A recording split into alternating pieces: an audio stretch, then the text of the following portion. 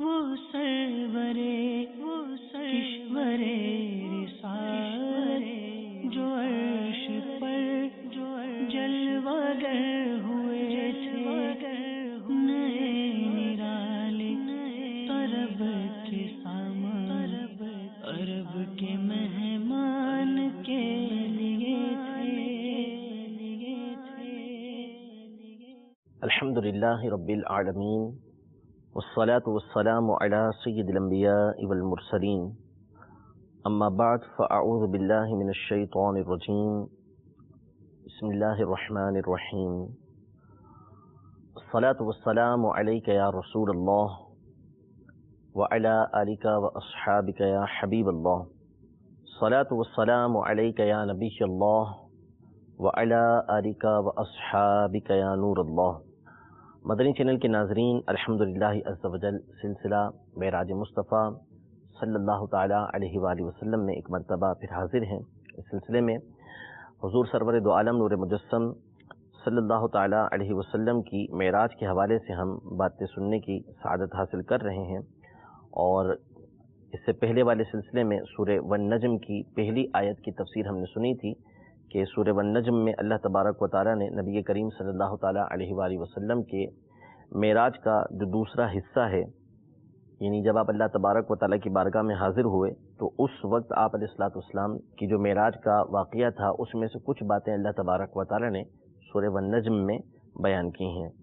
پچھلے سلسلے میں ہم نے نجم کی تفسیر سنی تھی کہ اس سے مراد نبی کریم صلی اللہ تعالیٰ علیہ وآلہ وسلم کی ذات گرامی ہے۔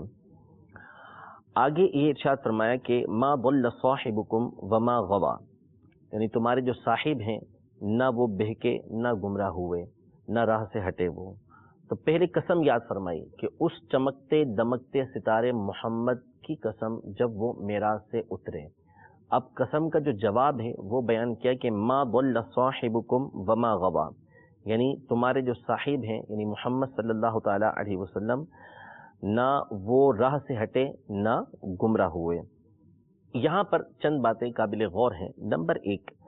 یہ ارشاد فرمایا نبی کریم صلی اللہ علیہ وسلم کے لیے جو تمہارے صاحب ہیں، یعنی کفار مکہ سے ہی خطاب ہو رہا ہے کہ جو تمہارے صاحب ہیں وہ نہ اپنے راستے سے ہٹے نہ وہ گمراہ ہوئے۔ یہ صاحب کہنے کی کیا وجہ ہے؟ ڈائریکٹ یہ کیوں نہیں کہہ دیا کہ محمد صلی اللہ علیہ وسلم اپنے راستے سے نہیں ہٹے، وہ بالکل درستگی پر ہیں؟ اس کو بیان کرنے کی وجہ یہ بیان فرماتے ہیں علماء کہ لفظ صاحب جو استعمال کیا ہے اس کی وجہ یہ ہے کہ کفار مکہ کے سامنے یہ بات بالکل واضح تھی کہ نبی کریم صلی اللہ تعالیٰ علیہ وآلہ وسلم کی جو زندگی ہے وہ انتہائی پاکیزہ ہے۔ آپ علیہ الصلوۃ والسلام کی زندگی یہ جھوٹ سے بالکل پاک ہے، آپ علیہ الصلوۃ والسلام کی زندگی خرافات سے بالکل پاک ہے۔ کفار مکہ اس بات کو جانتے تھے کہ حضور علیہ الصلوۃ والسلام نے ان کے ساتھ 40 سال گزارے، اور ایسے حالات میں ایسے مقامات پر رہ کر بھی نبی کریم صلی اللہ تعالیٰ علیہ وسلم نے اپنی ذات کی اپنی اخلاق کی مکمل حفاظت فرمائی۔ اس لیے خاص طور پر بطور تنبیہ اللہ تبارک و تعالیٰ نے فرمایا کہ ما ضل صاحبکم وما غوا، یعنی تمہارے جو صاحب ہیں نہ تو وہ گمراہ ہوئے نہ وہ راہ سے ہٹے۔ یعنی صاحب کا لفظ استعمال کیا تاکہ ان کے ذہن کے اندر واضح ہو جائے کہ آپ علیہ الصلوۃ والسلام کی ذات تو وہ ہے کہ جو ہمارے درمیان تشریف فرما رہی ہے، جو پہلے جھوٹ نہیں بولتی رہی تو اب بھی وہ معراج کا واقعہ بیان کرتے ہوئے یا اپنی رسالت کو بیان کرتے ہوئے جھوٹ نہیں بولے گی، وہ گمراہی والی باتیں نہیں کرے گی۔ اس کے پھر بعد اللہ تبارک و تعالیٰ نے یہ ارشاد فرمایا کہ وما ينطق عن الهوى ان ہوا الا وحی یوحا، یعنی محمد صلی اللہ تعالیٰ علیہ وسلم کوئی بات اپنی خواہش سے نہیں کرتے، وہ تو وہی کرتے ہیں کہ جو ان کی طرف وحی کی جائے۔ یعنی نبی کریم صلی اللہ تعالیٰ علیہ وآلہ وسلم جو حکم شریعت بیان کرتے ہیں، چاہے وہ قرآن کی روشنی میں ہو چاہے وہ حدیث کی روشنی میں ہو، کسی بھی طرح کی گفتگو ہو، نبی کریم صلی اللہ تعالیٰ علیہ وآلہ وسلم کا گفتگو فرمانا، آپ کا لوگوں کو احکام شریعت کو پہنچانا، یہ تمام کا تمام اللہ تبارک و تعالیٰ کی طرف سے وحی ہوتا تھا۔ آپ علیہ الصلوۃ والسلام اپنی خواہش سے یہ چیزیں بیان نہیں فرمایا کرتے تھے۔ یہ جو ارشاد فرمایا کہ ان ہوا الا وحی یوحا، یعنی حضور علیہ الصلوۃ والسلام کی جو گفتگو ہے آپ جو کرتے ہیں وہ وہی کرتے ہیں کہ جو آپ کی طرف وحی کی جائے۔ یہ ہوا ضمیر سے مراد کیا ہے کہ حضور علیہ الصلوۃ والسلام وہی کرتے ہیں، یعنی وہی گفتگو فرماتے ہیں، وہی آپ کام کرتے ہیں جو آپ کی طرف وحی کی جائے۔ اس کے بارے میں علماء یہ ارشاد فرماتے ہیں کہ یہاں دو معنی ہے، یا تو اس سے مراد یہ ہے کہ قرآن، یعنی جو کچھ نبی کریم صلی اللہ تعالیٰ علیہ وآلہ وسلم تمہارے سامنے بیان کر رہے ہیں، یعنی قرآن کو، یہ سارا کا سارا ان کی طرف وحی کیا گیا ہے، یہ اپنی خواہش سے بیان نہیں کر رہے۔ اور بعض علماء نے یہ ارشاد فرمایا کہ اس سے مراد نبی کریم صلی اللہ تعالیٰ علیہ وسلم کا ہر مبارک قول ہے، یعنی حضور علیہ الصلوۃ والسلام جو گفتگو فرماتے ہیں صرف قرآن نہیں بلکہ اس کے علاوہ جو دیگر باتیں آپ بیان فرماتے ہیں وہ بھی اللہ تبارک و تعالیٰ کی طرف سے آپ کو وحی کی جاتی ہے، اپنی طرف سے گفتگو نہیں فرماتے۔ اس حوالے سے کئی احادیث طیبہ موجود ہیں کہ نبی کریم صلی اللہ تعالیٰ علیہ وآلہ وسلم کی زبان اقدس سے جو کچھ نکلا، آپ علیہ الصلوۃ والسلام نے جو کچھ بیان کیا وہ اللہ تبارک و تعالیٰ کی طرف سے وحی بھی، اور جو کچھ آپ کی زبان اقدس سے نکلے وہ سچ اور حق ہے۔ چنانچہ حضرت عبداللہ بن عمر بن العاص رضی اللہ تعالیٰ عنہما فرماتے ہیں کہ میں حضور علیہ الصلوۃ والسلام کی ہر بات کو نوٹ کیا کرتا تھا اور انہیں محفوظ کر لیتا تھا، لکھ لیتا تھا۔ تو کچھ لوگوں نے مجھے یہ کہتے ہوئے منع کر دیا کہ حضور علیہ الصلوۃ والسلام بھی بشر ہیں، کبھی حالت غضب میں ہوتے ہیں اور کبھی حالت خوشی میں ہوتے ہیں، تو حالت غضب میں کچھ فرمائے اور حالت خوشی میں آپ کا فرمان ہو تو تم ہر بات کو لکھتے ہو، یعنی گویا کہ ان کو لکھنے سے منع کیا۔ تو آپ فرماتے ہیں کہ میں نے حضور علیہ الصلوۃ والسلام کے جو ارشادات تھے ان کو لکھنا چھوڑ دیا، صرف سنا کرتا تھا۔ پھر میں نے حضور علیہ الصلوۃ والسلام سے عرض کیا تو حضور علیہ الصلوۃ والسلام نے مجھ سے فرمایا کہ لکھو، فوالذی نفسی بیدہ ما خرج الا حق، یعنی قسم ہے اس ذات اقدس کی جس کے قبضہ قدرت میں میری جان ہے، میرے منہ سے جو کچھ نکلتا ہے وہ حق ہوتا ہے، حق کے سوا کچھ بھی نہیں نکلتا۔ اور دوسری روایت کے الفاظ یہ ہیں کہ ما یخرج منی الا حقا، میرے منہ سے جو کچھ نکلتا ہے وہ حق اور سچ نکلتا ہے، اس کے علاوہ کچھ بھی نہیں ہوتا۔ اور حضرت سیدنا ابو ہریرہ رضی اللہ تعالی عنہ سے مروی ایک حدیث پاک ہے کہ نبی کریم صلی اللہ تعالی علیہ وسلم نے ارشاد فرمایا میں حق ہی کہتا ہوں۔ عرض کیا یا رسول اللہ صلی اللہ تعالی علیہ وسلم آپ مزاح بھی تو فرماتے ہیں، عمومی طور پر ہمارے یہاں جو مزاح ہوتا ہے اس میں عام طور پر جھوٹ شامل ہوتا ہے، لیکن نبی کریم صلی اللہ تعالی علیہ وآلہ وسلم کے مزاح میں جھوٹ نہیں ہوتا تھا، اس لیے حضور علیہ الصلوۃ والسلام نے ارشاد فرمایا انی لا اقول الا حقا، مزاح ہی کیوں نہ ہو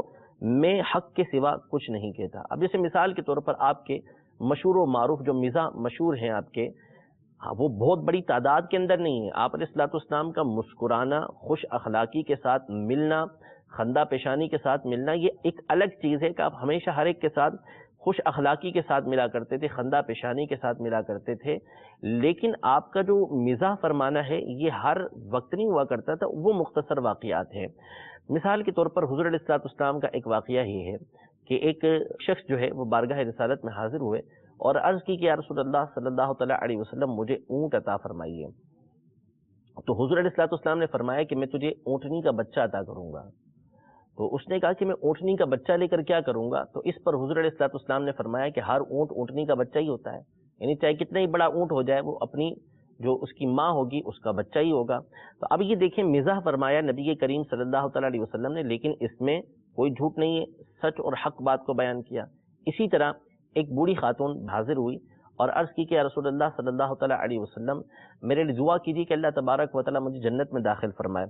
تو حضور علیہ الصلوۃ والسلام نے فرمایا کہ کوئی بوڑھا جو ہے وہ جنت میں داخل نہیں ہوگا۔ اب وہ رونے لگیں، تو اس پر پھر ان کو فرمایا کہ جنت کے اندر جو بھی داخل ہوگا اللہ تبارک و تعالیٰ اس کو جوان کر کے جنت کے اندر داخل کرے گا، یعنی ہر شخص 30 سے 33 سال کی عمر کا ہوگا، معلوم ہوگا، اور اس حال کے اندر وہ جنت کے اندر داخل ہوگا۔ تو اب یہ مزاح تھا، لیکن اس مزاح کے اندر کسی طرح کا جھوٹ نہیں تھا، اس لیے جب عرض کی گئی کہ یا رسول اللہ صلی اللہ تعالیٰ علیہ وآلہ وسلم آپ مزاح بھی تو فرماتے ہیں، تو اس پر بھی نبی کریم صلی اللہ تعالیٰ علیہ وآلہ وسلم نے ارشاد فرمایا انی لا اقول الا حقا، یعنی میں جو کچھ بھی کہتا ہوں حق اور سچ کہتا ہوں، چاہے وہ مزاح کی حالت ہی کیوں نہ ہو۔ تو اس لیے اللہ تبارک و تعالیٰ نے یہ جو ارشاد فرمایا کہ وما ينطق عن الهوى ان هو الا وحی یوحى، کہ محمد صلی اللہ تعالیٰ علیہ وسلم اپنی خواہش کے ذریعے کوئی گفتگو نہیں فرماتے، وہ تو وہی بات بیان کرتے ہیں کہ جو ان کی طرف وحی کی جائے۔ تو اس میں چاہے وہ قرآن ہو، چاہے قرآن کے علاوہ دیگر حضور علیہ الصلوۃ والسلام کے فرمان ہو، وہ سارے کے سارے شامل ہیں کہ وہ اللہ تبارک و تعالیٰ کی طرف سے آپ کو وحی کیے جاتے ہیں، آپ کی گفتگو کو اللہ تبارک و تعالیٰ نے خطا سے محفوظ فرمایا ہوا ہے۔ آگے پھر اللہ تبارک و تعالیٰ نے ارشاد فرمایا کہ علمہ شدید القوا ذو مرۃ فاستوی وہو بالافق الاعلی. یہاں سے لے کر آخر تک یہ معراج کا خاص تذکرہ موجود ہے کہ نبی کریم صلی اللہ تعالیٰ علیہ وسلم کے لیے فرمایا کہ علمہ شدید القوا، ان کو زبردست قوت والے نے سکھایا، ذو مرۃ جو اعلیٰ اخلاق والا تھا، قوت والا تھا. تو اب اس سے مراد کون ہے نبی کریم صلی اللہ تعالیٰ علیہ وسلم کو سکھانے والا؟ تو یہاں مفسرین نے دو باتیں بیان کی کہ علمہ شدید القوا، جو زبردست قوت والے ہیں انہوں نے نبی کریم صلی اللہ علیہ وسلم کو سکھایا. اس سے مراد بعض مفسرین کہتے ہیں کہ حضرت سیدنا جبریل امین علیہ السلام ہے کہ جو قرآن نبی کریم صلی اللہ تعالیٰ علیہ وسلم کو لا کے آپ تک پہنچاتے رہے. اور سیدنا حسن بصری رضی اللہ تعالیٰ عنہ اور آپ کے جو متبعین ہیں وہ یہ فرماتے ہیں کہ اس سے مراد اللہ تبارک و تعالیٰ کی ذات ہے، کہ اللہ تبارک و تعالیٰ زبردست قوت والا ہے جو نبی کریم صلی اللہ تعالیٰ علیہ وآلہ وسلم کو سکھانے والا ہے. اور یہی وہ چیز ہے کہ جو زیادہ درست ہے کہ نبی کریم صلی اللہ تعالیٰ علیہ وسلم کو سکھانے والا اللہ تبارک و تعالیٰ ہے، جیسا کہ اللہ تبارک و تعالیٰ نے خود قرآن مجید فرقان حمید میں سورہ رحمان کی ابتدا میں فرمایا کہ الرحمن علم القرآن، رحمان ہے کہ جس نے قرآن اپنے خاص بندے کو سکھایا. اسی طرح اس آیت کے اندر اللہ تبارک و تعالیٰ نے یہ ارشاد فرمایا کہ علمہ شدید القوا، کہ زبردست طاقتوں والے نے نبی کریم صلی اللہ تعالیٰ علیہ وسلم کو سکھایا ہے. تو جو زبردست طاقت والا ہے وہ اللہ تبارک و تعالیٰ ہے. ان اللہ هو الرزاق ذو القوۃ المتین، کہ بے شک اللہ تبارک و تعالیٰ ہی رزق دینے والا اور زبردست قوت والا ہے. تو قرآن پاک کے دوسرے مقامات پر اس کی تشریح اور توضیح ہوتی ہے کہ جس کے ذریعے بات واضح ہوتی ہے کہ یہاں پر جو ارشاد فرمایا کہ علمہ شدید القوا، نبی کریم صلی اللہ تعالیٰ علیہ وسلم کو زبردست قوتوں والے نے سکھایا، اس سے مراد اللہ تبارک و تعالیٰ کی ذات ہے جس نے حضور علیہ السلام کو سکھایا ہے. اب اس کے بعد پھر اللہ تبارک و تعالیٰ نے حضور علیہ السلام کے لیے بیان فرمایا کہ ثم دنا فتدلی فکان قاب قوسین او ادنی. یہ ساری آیتیں ذکر فرمائی ہیں، انشاءاللہ تبارک و تعالیٰ اس حوالے سے اپنے اگلے سلسلے کے اندر بیان کریں گے کہ ان تمام مقامات پر جو بات بیان ہو رہی ہے وہاں دو قول ہیں. بعض علماء نے کہا کہ یہ اس سے مراد سیدنا جبریل امین علیہ السلام کی ذات ہے کہ نبی کریم صلی اللہ علیہ وسلم سے ان کی ملاقات کو ذکر کیا جا رہا ہے. اور سیدنا حسن بصری رضی اللہ تعالیٰ عنہ اور آپ کے متبعین نے یہ بیان کیا کہ اس سے مراد اللہ تبارک و تعالیٰ کی ذات ہے کہ جس سے ملاقات نبی کریم صلی اللہ علیہ وسلم کی ذکر کی جا رہی ہے. اور یہی ٹھیک ہے، اس لیے کہ جبریل امین علیہ السلام تو ویسے ہی نبی کریم صلی اللہ علیہ وسلم سے ملاقات کرتے رہتے تھے، تو خاص اس اہتمام کے ساتھ ان باتوں کو بیان کرنا، اس کے لیے خاص ایسا مقام ہونا چاہیے، ایک خاص موقع ہونا چاہیے جس کے لیے اس بات کو بیان کیا جائے. اور وہ اسی صورت میں زیادہ بہتر ہے کہ جب نبی کریم صلی اللہ علیہ وسلم کی اللہ تبارک و تعالیٰ سے ملاقات کو بیان کیا جائے. علماء یہ بھی بیان کرتے ہیں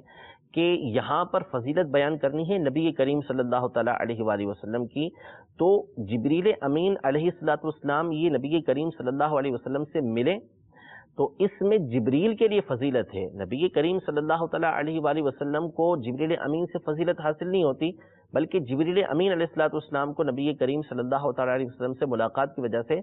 فضیلت حاصل ہوتی ہے. لہذا یہاں پر فضیلت بیان کرنا جب مقصود نبی کریم صلی اللہ تعالیٰ علیہ وسلم کا ہے تو پھر اس سے مراد یہ ہے کہ یہاں پر جو ملاقات ذکر کی جا رہی ہے وہ نبی کریم صلی اللہ علیہ وسلم کی اللہ تبارک و تعالیٰ سے کی جا رہی ہے، جبریل امین سے نہیں کی جا رہی. وہ تو ویسے ہی نبی کریم صلی اللہ تعالیٰ علیہ وسلم کی بارگاہ میں بار بار حاضر ہو کر ملاقات کرتے رہتے تھے. انشاءاللہ تبارک و تعالیٰ اس حوالے سے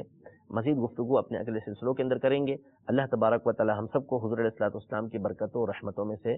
وافر حصہ نصیب فرمائے. آمین بجاہ النبی الامین صلی اللہ تعالیٰ علیہ وآلہ وسلم. وہ سرورے کشورے رسالے جو عرش پر جلوگر ہوئے تھے، نئے نرالے